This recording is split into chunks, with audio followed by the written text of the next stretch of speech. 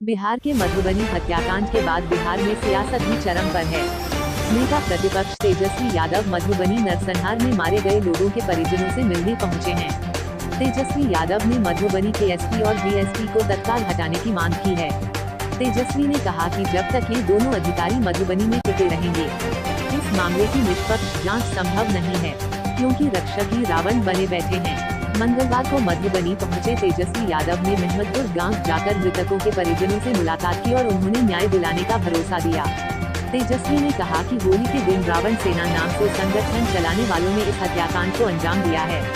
इसके पीछे प्रवीण नाम का एक गुंडा है, जिसके खिलाफ कई मामले सामने आए हैं, लेकिन उसका साथ जांच सीएम नीतीश के अधिकारियों के साथ है। वो अफसरों के साथ उठता बैठता है।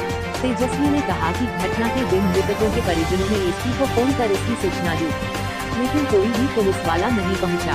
एक ही घर की तीन महिलाएं विधवा हो गयीं, लेकिन किसी भी पुलिस वाले ने साथ नहीं दिया।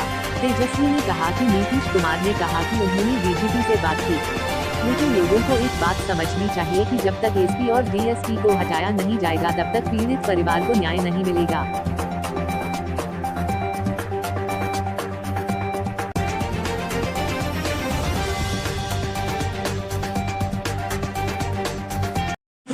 अब हटिएगा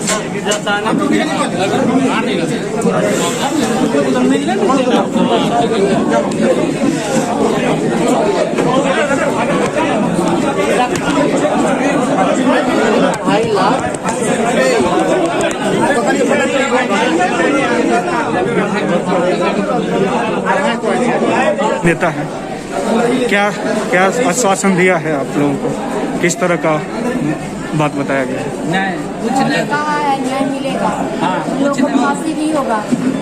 हम ये है, अब इन पे ही विश्वास है कि ये अगर कर सकते हैं तो हम लोग को न्याय मिल सकता है और मिलेगा।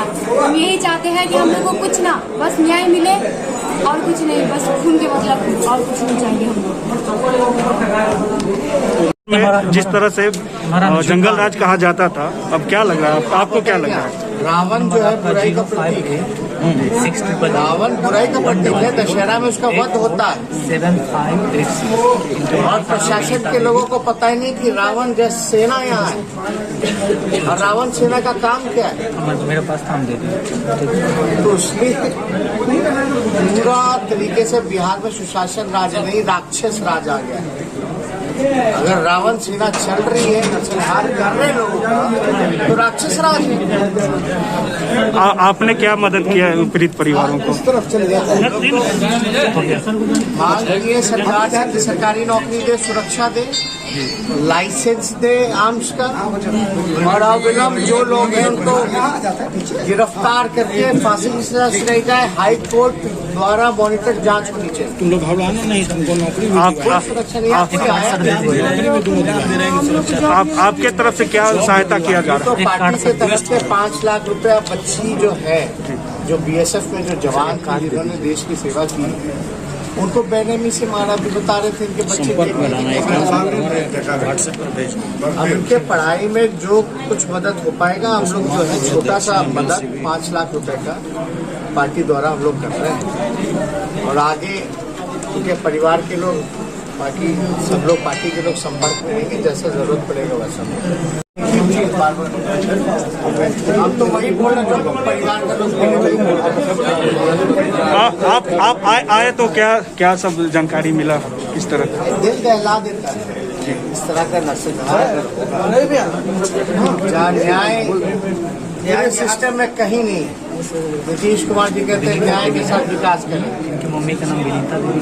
अन्याय कर रहे हैं और विनाश कर रहे हैं। उनके अकाउंट से ही लिखे यहाँ का पुलिस, इनके हस्बैंड का यहाँ का जनप्रतिनिधि हैं विनोद नारायण झा, रावण सेना, प्रवीण झा, ये सब मिल करके, सब प्लानिंग करके, यहाँ के डीएसपी, एसपी सब मिली भगत से ये काम हुआ है।